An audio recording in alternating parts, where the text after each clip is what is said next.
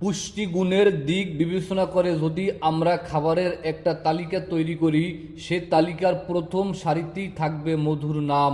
এটি শরীরের জন্য উপকারী এবং নিয়মিত মধু সেবন করলে অসংখ্য রোগবালাই থেকে পরিত্রাণ পাওয়া যায়।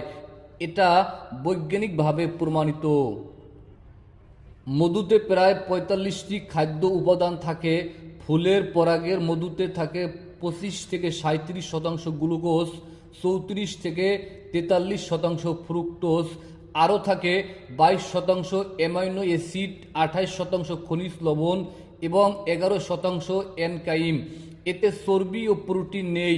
১০০ গ্রাম মধুতে থাকে ২৮৮ ক্যালোরি। মধুর উপকারিতা: মধু ভালো শক্তি খাদ্য, তাপ ও শক্তির ভালো উৎস। মধু দেহে তাপ ও শক্তি জুগিয়ে শরীরকে সুস্থ রাখে। এতে যে শর্করা থাকে তা সহজেই হজম হয়, কারণ এতে যে ডেক্সট্রিন থাকে তা সরাসরি রক্তে প্রবেশ করে এবং তাৎক্ষণিকভাবে ক্রিয়া করে। পেট রোগা মানুষের জন্য মধু বিশেষ উপকারী। তারুণ্য বজায় রাখতে মধুর ভূমিকা অপরিহার্য।